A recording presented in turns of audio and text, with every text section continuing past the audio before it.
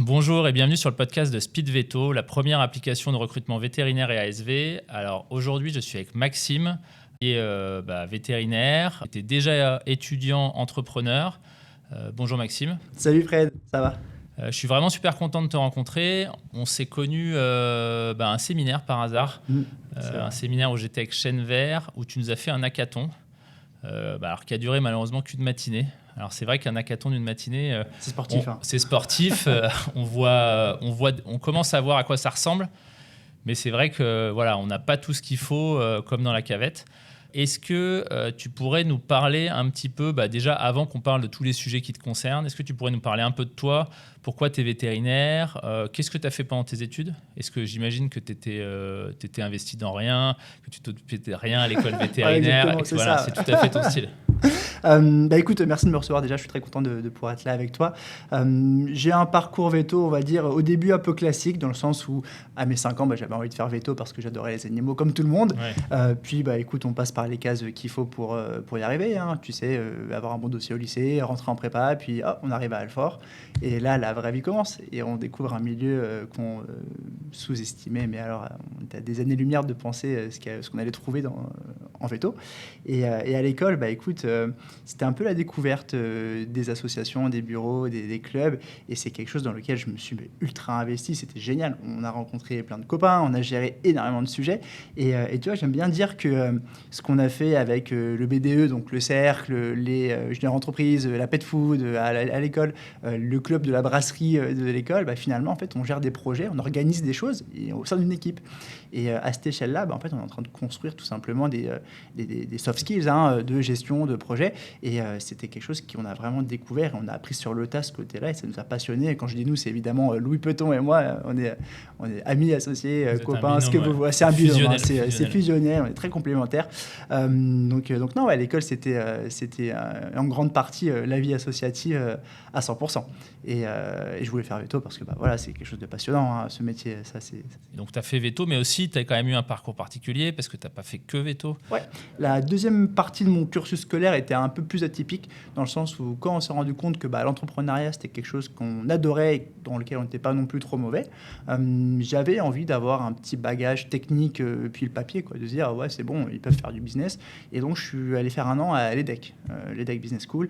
J'ai fait un Bachelor of Science de Management et Commerce, et c'était juste génial, Je veux dire, j'ai rencontré des gens passionnants, et surtout, on m'a appris que le sentiment qu'on a quand on entreprend, faut lui faire confiance. Et en fait, on a surtout acquis dans cette business school des choses très théoriques où ça conforte dans ta façon d'entreprendre. Je veux dire, on n'a pas appris à gérer un business en tant que tel. Par contre, ça te conforte dans les choix que tu vas faire plus tard, dans le sens où, d'un point de vue comptable, c'est ton comptable qui va gérer, mais on va t'apprendre 2-3 petites choses quand même pour que tu comprennes ce qui se passe. La gestion d'une équipe, finalement, c'est que du bon sens, en fait. Tu vois, quand tu y réfléchis. Presque chaque vétérinaire devrait passer par là. Exactement. Puis, c'est trop bien. J'ai vraiment passé une année magnifique. On a fait plein de choses, développé plein de compétences, un portefeuille de compétences. J'aime bien dire que le veto, il sait un peu tout faire. Tu vois, moi, je suis veto généraliste, je suis fier de l'être. On doit savoir tout faire. On doit avoir 1000 casquettes dans une journée. Donc ça, c'était un parcours un peu plus atypique pour la fin de l'école. Et justement, c'est ça qui t'a donné envie de faire la cavette, par exemple, ou la cavette, tu l'avais déjà dans la tête avant? La cavette, on l'avait déjà fait. En fait, à ce moment-là, on avait déjà commencé à monter ce projet-là. Et tu vois, typiquement, on est passé par toutes les phases d'un entrepreneur. Alors, la cavette, ça reste une asso. Tu vois, il n'y a pas de business derrière, on n'a pas pris d'argent, etc. Mais aller convaincre des personnes que l'idée va marcher, ça, c'est un gros truc. Faut y aller. Quelque chose qui est complètement novateur, qui n'existe pas. Tu vois deux petits jeunes en 3e année qui se pointent avec un grand sourire, un diaporama. Fallait avoir de bons arguments pour que ça prenne. Et puis c'est là on a eu la chance de rencontrer des personnes qui nous ont fait confiance dès le début, des entreprises, des vétos. Et c'est là où tu te rends compte que le milieu vétérinaire est quand même assez extraordinaire. Donc non, la cavette a vu le jour et a bien marché. On ne pensait pas que ça allait t'en prendre. Et suite à ça, je me suis dit, mais il faut qu'on fasse une business school. Enfin, au moins 1 an. Et pas, pour le coup, tu vois, à moitié chemin entre veto et business. C'est et veto et business. Pas l'un avec l'autre. C'est vraiment, je voulais avoir 100% de la formation veto parce que je suis praticien. Oui, et c'est vrai que c'est fou parce que la cavette, moi j'avais suivi la première année de loin je m'étais dit, tiens, ça a l'air. Comme beaucoup. Il y a quand même du monde, ça a l'air d'être hyper dynamique et tout. Et du coup, je suis allé à la 2e édition. J'ai trouvé qu'il y avait une énergie de dingue. Alors moi j'étais mentor, mais juste un truc où j'étais un peu déçu. C'est que moi j'avais envie de gagner. Et donc j'étais mentor et moi je voulais gagner, je voulais créer mon projet et tout. Non, et donc, du coup, tu voulais les 5 000 euros, tu ne voulais pas gagner. et donc du coup, c'est vrai que j'avais une équipe vraiment un peu chouchoute quoi, que j'avais essayé d'accompagner. J'avais été tellement déçu qu'ils ne soient pas allés en finale. Et je voyais trop leur projet, ils me parlaient tellement et tout, et j'avais trop envie de le faire. Et en fait, bon, écoute, c'est comme ça. Je veux dire, ils étaient un peu déçus, mais ils avaient quand même mené leur parcours jusqu'au bout. Ils avaient pris leur projet à cœur et tout, et j'avais trouvé que vraiment c'était un super moment. Mais je me dis, mais c'est fou d'être étudiant et d'être capable de créer quelque chose d'aussi énorme, parce qu'en fait on se rend pas compte quand on n'y va pas à la cavette. Et quand on y est, parce qu'on voit tout ce qui se passe, mais c'est impressionnant, la logistique. Bon, on mange végétarien, mais j'ai quand même découvert qu'on pouvait très bien manger végétarien pendant 2 jours non-stop, et que c'était vraiment super bon. Et puis tout était bien organisé. Enfin, je veux dire, tu te dis, mais comment des étudiants sont capables de mettre ça en place? Enfin, j'imagine que vous vous faites accompagner, il y a eu quelqu'un, vous avez pas, j'allais dire des adultes, mais en fait, vous êtes déjà des adultes. Mais je veux dire, est-ce qu'il n'y a pas des adultes plus vieux qui vous ont aidé en vous disant, faut faire ça? Nos premiers partenaires, nos premiers managers, c'est nos parents. C'est eux qui nous ont financé nos pulls quand on est arrivé à la vague 2022, tout content de présenter à Cavette. Mais en fait, on a juste eu la chance d'avoir un bureau qui était extrêmement investi dans le projet. Le premier bureau à Cavette, mais c'était un truc hors norme. On vivait pour ça, on respirait ça, on rêvait ça. Il n'y avait pas autre chose dans notre tête que mener le projet à bien. Et on pensait, mais à tous les trucs qui pouvaient foirer. On les avait notés, on les avait en tête, mais jusqu'à le nombre de cure-dents qu'on devait avoir sur l'événement. Tu vois, on avait mis un point d'honneur à ce que quand on arrive à Cavette, on se sente bien accueilli. Il n'y a pas de temps mort, on ne voit pas les défauts. Et qu'on en ressorte. En fait, on voulait vraiment créer l'espace pour que les étudiants puissent révéler leur potentiel créatif et puissent travailler dans de bonnes conditions. Donc on a eu beaucoup de travail là-dedans, et je suis content que ça se soit fait ressentir en tout cas dès la première édition. C'est ça qui était assez ouf, quoi. Ça fait de pro. Enfin, je veux dire, t'arrives pas dans un truc à l'arrache. C'est ce qu'on voulait. Où il y a des choses qui traînent partout, où les gens savent pas où ils sont. Franchement, tout est bien coordonné. Et après, ce que je me dis, c'est que qu'est-ce qu'aujourd'hui, quels sont un peu les projets qui ont été un peu réfléchis dans la cavette, dont tu es le plus fier, et qui toi sont te tiennent un peu à cœur, sont des projets qui t'ont beaucoup plu. Tu vois, la philosophie de la cavette, de base, c'était pas tant de créer les prochaines startups du monde veto, mais c'était, comme tu l'as dit, redonner cet élan d'énergie à la profession. On a fait la cavette parce qu'on arrivait à un moment post-Covid où c'était un peu compliqué. Enfin, tu vois, on était à l'école, on voyait très bien les étudiants, on tirait la tronche quand on allait en cours. C'était pas fun. Puis tu avais un peu le même moment, la vague Not One More Vet avec les suicides chez les pros. Enfin, on avait le cafard. Et on s'est dit, c'est quand même dommage parce que Louis et moi, on kiffe notre métier, les études dans lesquelles on était, on se sentait bien et on sait qu'il y a du potentiel. On a quand même des profils, quand on est en veto, on n'est pas teuteux, quoi. Donc, on s'est dit, il faut qu'on fasse quelque chose. Et on voulait, lors de l'événement, que tous ces étudiants ou ces professionnels se disent, en fait, je peux avoir un impact dans ma profession. Et tu vois, finalement, les projets, on a tous des projets chouchous, mais on veut qu'ils voient le jour, mais c'est compliqué au final. Mais le fait qu'il y ait, comme tu l'as dit, cette énergie pendant le week-end, c'était ça notre plus belle récompense. Et chaque année, c'est pareil. On a des étudiants au début qui se disent, mais c'est pas pour moi, je suis pas entrepreneur, j'y connais que ça a l'air compliqué. Mais ils se prennent au jeu, mais ils ne dorment pas la nuit, quoi. C'est un truc de ouf. Et c'était exactement ça qu'on voulait, c'était avoir ces petites étoiles dans les yeux. Quand tu travailles. Et vous arrivez à prendre tous les étudiants qui veulent, ou maintenant on en est presque à une liste d'attente? Enfin, je veux dire, il y a toujours un petit peu de liste d'attente. On essaye de faire au mieux. On a la chance d'avoir un panel d'écoles qui viennent, mais on ne s'attendait pas à ça. Il y a toute l'Europe qui vient à Cavette. On avait une dizaine de pays, 18 écoles. Enfin, c'est un truc de ouf. ASV et Veto, d'ailleurs, aussi. Mais non, on ne s'attendait pas à ce que même au-delà de la France, ça prenne... dans les écoles francophones, on s'entend. Oui. Donc non, il y a beaucoup d'étudiants. Il y a une communauté qui se crée autour de ça, année après année. C'est j'ai fait à Cavette. Et tu vois, tu disais que tu avais une équipe un peu chouchou. Les étudiants qui étaient dans cette équipe, tu les connais, s'ils reviennent vers toi, Ouais. et tu vois, ça crée un petit réseau de... Moi, je on leur se avais connaît. envoyé un message en leur disant Ouais. si vous avez envie derrière de faire quelque chose, c'est dommage, votre projet n'est pas allé en finale. Moi, j'y crois. On était avec Sacha aussi qui était là, qui avait trouvé ça bien parce que ça concernait la vidéo Bien YouTube. sûr. Ouais. Et c'est vrai que nous, on avait Mais, bien aimé. Tu vois, c'est un peu ce qu'on fait aussi aujourd'hui avec Tritz, avec Louis, on en reviendra sûrement plus tard, mais à Cavette, on l'a fait parce qu'on s'est dit que nous, on aurait bien aimé la voir Oui, quand on était à étudiants. l'époque. C'est toujours Et, bien quand tu commences. C'est comme moi quand j'ai démarré un projet de start-up. Pour Speed Veto, t'es perdu. tu réponds à ton propre besoin voilà, au début. toi, et ça, c'est hyper fort. Voilà, t'as envie de faire un truc, mais t'as personne autour et t'es obligé de tout créer. Alors c'est bien parce que du coup, tu réfléchis un peu à toutes les choses, tu touches à tout. T'es obligé. Servi par toi-même. Hein. Voilà, mais le problème, c'est que c'est hyper chronophage. Donc j'imagine, toi, pendant les études, je sais pas comment tu fais. Non, mais c'est un rythme de vie qu'on s'est imposé avec Louis qui était assez costaud. C'est des sacrifices. Hein. Je veux dire, on rentrait pas voir nos familles quand on voulait, on n'allait pas en soirée quand on voulait. Alors, quand même, on a profité. Attention, on reste étudiant avec toi avant tout. Mais effectivement, il y a des soirs où non, tu travailles. Et c'était même pas une punition ou un... Oui, tu es tellement passionné que de toute façon, pour toi, c'est pas... C'était logique de le faire. Et qu'est-ce qu'on kiffait. On pouvait s'enfermer pendant des heures à réfléchir au moindre souci pour que ça aboutisse. Et en fait, c'est juste être entrepreneur finalement, quoi. Sans le vouloir ou sans le savoir. C'est ça, en fait, entrepreneur. Et du coup, aujourd'hui, c'est quoi le planning de Maxime? Aujourd'hui, entre les... Parce que là tu es diplômé depuis combien de temps? Ça va faire 1 an dans 3 semaines. D'accord, bon anniversaire du coup. Et donc là, tu bosses quand même? Ouais, je bosse. Je gère 3 cliniques chez Evidensia. Ça s'est très bien passé. Je suis arrivé directement en tant que directeur, praticien, avec 2 autres collègues directeurs. J'avais vu ça, que tu étais le plus jeune directeur de la clinique. Ouais, c'est cool. Et ce qui est vachement bien, c'est qu'il y a du résultat au bout d'1 an dans la clinique. On a surperformé en termes de rentabilité. Oui. On a la chance d'avoir une équipe qui est ultra investie. ASV, Veto, directeur. Et ça fait la différence. Aujourd'hui, la clinique, elle est vachement saine, la structure est bonne.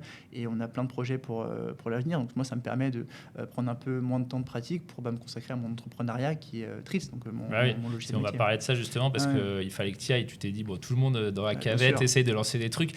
Si je ne montre pas l'exemple en lançant un super projet, il faut que je le fasse. Et tu nous verrais avec Louis, là, on est vraiment comme quand on a créé la cavette. On est il y a 4 ans en arrière, ça y est, c'est encore un projet à nous, c'est notre bébé et on va le mener. Enfin là, vous avez monté le level. Voilà, on a monté parce que là, vous êtes passé sur un logiciel métier et c'est ce que je te disais tout à l'heure. Moi, c'était avant qu'on passe sur GMVet aujourd'hui. On était sur Vetocom. Et moi, je disais à mes collègues, Vetocom, ça va pas. Enfin, je veux dire, on n'y arrive pas. C'est pas suffisant. Il nous manque des choses. Il nous manque plein de choses. Et quand j'avais dit, moi, parce que moi, j'aime bien tous les trucs comme ça, j'avais dit à mes collègues, mais sinon, on pourrait peut-être monter tout ça pour ça. Et moi, mes collègues, ils m'ont dit, mais t'es malade. Tu te rends pas compte du boulot que c'est, du coût que c'est. Effectivement, quand je vois toutes les possibilités qu'il y a maintenant aujourd'hui, puis tout ce dont tu m'as parlé dans Treats, je me dis, mais j'aurais jamais pu, j'aurais jamais eu le temps, ni la rigueur. Il faut rien louper. Tu vas nous en parler. Vas-y, dis-nous un peu. C'est parti d'où déjà? C'est parti d'un besoin. Oui, encore une fois, tu vois, c'est comme pour Acavette, c'est notre propre besoin qu'on essaye de résoudre en tant que praticien et dirigeant.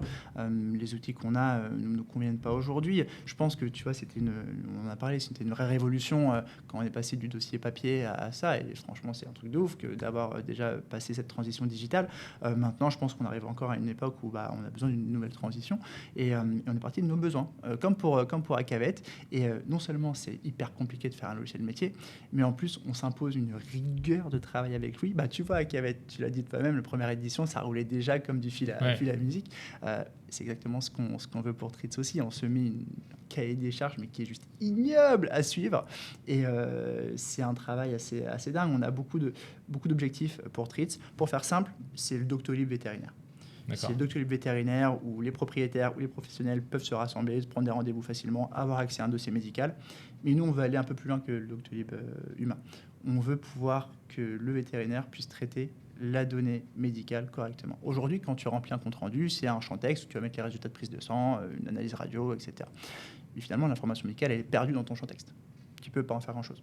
Nous, on arrive vraiment avec une approche modulaire où ton information médicale va être ultra bien classée, ultra bien trié pour qu'à l'échelle d'une clinique, tu puisses l'utiliser correctement. Par exemple, aujourd'hui, tous mes animaux à qui je dis qu'il y a du tartre, je ne peux pas voir s'ils sont allés s'ils sont allés en détartrage pour pouvoir les relancer. Je ne peux pas. Je suis mes animaux qui ont une créate à plus de 14, j'ai pas ma liste. Et ça nous embête. Ça nous embête parce que je sais qu'on peut gagner en termes de médecine, avoir une médecine beaucoup plus rigoureuse. Mais surtout, évidemment, si tu fais plus revenir le propriétaire chez toi, c'est aussi activité économique supérieure. Ouais. Donc c'est vraiment l'enjeu de Treats, c'est de remettre un peu l'animal vraiment au centre du problème, pas que faire de la traitement de facturation, c'est faire du traitement aussi médical et d'impliquer le propriétaire avec son application pour prendre des rendez-vous, suivre le dossier de Donc l'animal. là, le propriétaire, il aura aussi son appli. Il a vraiment son appli, c'est juste une extension du logiciel métier D'accord. avec une vue filtrée pour le propriétaire. Évidemment, on verra pas dans le compte rendu que Madame Michu est chiante, quoi. J'espère qu'il y a quand même un tri parce qu'on pourra pas se défouler. On pourra pas se défouler. Bon, même si on le fait pas. Tu verras, il y a des petits espaces de défouloir pour le veto, juste pour le veto. Non, mais ça, c'est vrai que j'avais pas du tout pensé au fait qu'effectivement, en fait, vous allez créer avec le portable, l'application, ça sera comme un carnet de santé numérique. C'est exactement ça. Il y a beaucoup d'applications numériques qui existent pour le carnet de santé, mais aujourd'hui, c'est la double saisie. Il n'y a aucun lien avec rien. Le propriétaire, il vient chez un veto, c'est pas du tout le même truc. Aujourd'hui, il va arriver avec son téléphone, clac, il n'a plus besoin d'envoyer le dossier, tu es en vacances. Le dossier médical universel pour l'animal. Et c'est une vraie révolution. Et on est très très heureux déjà nous quand on l'utilise, on en est satisfait. Donc ça veut dire qu'encore une fois on répond à notre besoin en premier. Et il s'avère que cet outil correspond aussi aux envies des vétos. Donc ça c'est la chance qu'on a. Et là tu le ressens sur le terrain dès que tu le fais tester, les gens sont contents et tout. Ils n'en reviennent pas. On arrive à un niveau de personnalisation, de granularité qui est ultra fine. Et l'expérience utilisateur est juste dingue. Enfin, aujourd'hui, tu n'attends plus de 2 secondes avant d'avoir une action sur ton bouton quand tu cliques. Alors, moi, je l'ai vu quand on avait changé de logiciel. Les logiciels, quand ils sont plus complets, des fois, les équipes, tu vois, au début, sont un peu perdues. Parce qu'en fait, quand tu as beaucoup de complexité, c'est une prise en main qui est plus compliquée. Bon, j'imagine que vous avez pensé à ça et que vous vous êtes dit, il faut qu'on crée quelque chose qui soit très facile, très pratique. Aujourd'hui, c'est un logiciel, quand tu viens d'un autre logiciel, tu le prends en main sans problème. C'est exactement pour ça que dans l'équipe de Treats, on est 4 et que parmi ces 4 personnes, il y a un associé qui est designer. Designer pour l'UX et l'UI. Alors qu'est-ce que c'est l'UX ? C'est juste l'expérience utilisateur et l'UI, c'est l'interface du design. Donc, en fait, son rôle à lui, c'est de se dire, il faut que, par exemple, mes parents, je prends toujours cet exemple-là, ils sont pas trop connectés ou quoi que ce soit. Je veux que quand ils ouvrent l'application ou l'ordinateur et qu'ils se mettent sur Treats, je veux pas qu'ils aient à chercher où est le bouton pour faire telle action. Ouais. Ça doit être hyper intuitif. Et on a la chance, tu me diras aussi, qu'aujourd'hui, on est ultra digitalisé. Quand on télécharge une application, on le fait tout seul. Il y a des codes en fait numériques, tu vois, et on les réutilise dans Treats. Donc aujourd'hui, le logiciel est très complet, mais pas pour autant complexe. C'est vraiment hyper fluide et simple niveau visuel, et c'est vachement bien. Et sinon, si tu fais quelque chose de trop complexe, tu peux vraiment t'enfermer vision tunnel dans quelque chose hyper précis, mais si ça ne correspond pas aux besoins de terrain, à la réalité du terrain, t'es foutu, quoi. Donc non, pour l'instant, on est plutôt content de... Voilà, c'est top, on a hâte. Alors je ne l'ai pas encore testé, mais j'ai tu vas le tester, je viendrai dans ta clinique. Et du coup, ça me fait penser, parce que j'imagine que pour parler un peu d'un autre sujet, l'IA, alors j'imagine que dans Treats, vous avez dû en mettre. Ouais, alors c'est une bonne remarque. L'IA dans Treats, nous, on n'a pas du tout la stratégie de se dire ça va être un logiciel boosté à l'IA, IA boosted, comme on peut voir un peu en Angleterre ou autre. Aujourd'hui, il y a quelques logiciels qui vont se développer, qui vont faire du legacy avec une couche d'IA, du speech-to-text par-dessus. Bon, très bien. Nous, on est vraiment parti du principe qu'on veut résoudre nos frictions du terrain en tant que praticien. Quelqu'un qui ne veut pas utiliser l'IA doit pouvoir utiliser Treats à 100%, comme il faut. Par contre, évidemment qu'on l'a pensé d'un point de vue architecture pour pouvoir utiliser l'IA. Oui, si tu le fais pas, c'est déjà ringard. Et le fait d'avoir une architecture ultra clean pour ça va juste ouvrir le champ des possibles, mais de façon exponentielle. Aujourd'hui, on parle beaucoup de MCP. Nous, on est branché à MCP. Si tu veux faire des requêtes avec un LLM pour commencer à faire des choses dans ton logiciel, c'est possible. Si tu veux avoir ton compte-rendu des hospitalisations quand tu arrives le matin et ce qu'il y a à faire, tu peux l'avoir. Dans ta voiture, tu peux faire énormément de choses, en fait. Et c'est vraiment, on résout les problèmes pour après amplifier la pratique et la facilité grâce à l'IA. Mais ce n'est pas l'IA qui est par-dessus. Oui, d'accord, je comprends. C'est la philosophie de Treats. De toute façon, moi, l'IA, j'aime bien l'utiliser. Je l'utilise pas mal. Évidemment. Mais c'est vrai que y a toujours je l'aime bien l'utiliser sur les comptes rendus. Par contre, je ne l'utilise pas en diagnostic. C'est-à-dire que je ne dis pas quand même que quand je ne trouve vraiment pas, je ne demande pas une autre piste. Mais c'est vrai que je trouve que finalement, si on commence à utiliser l'IA à chaque fois qu'on a un cas, je trouve qu'on réfléchit moins, alors que le compte-rendu, vraiment, comme tu dis, le rapport d'hospitalisation, tu n'as aucune plus-value à passer une demi-heure le matin à faire un compte-rendu d'hospitalisation pour envoyer aux gens.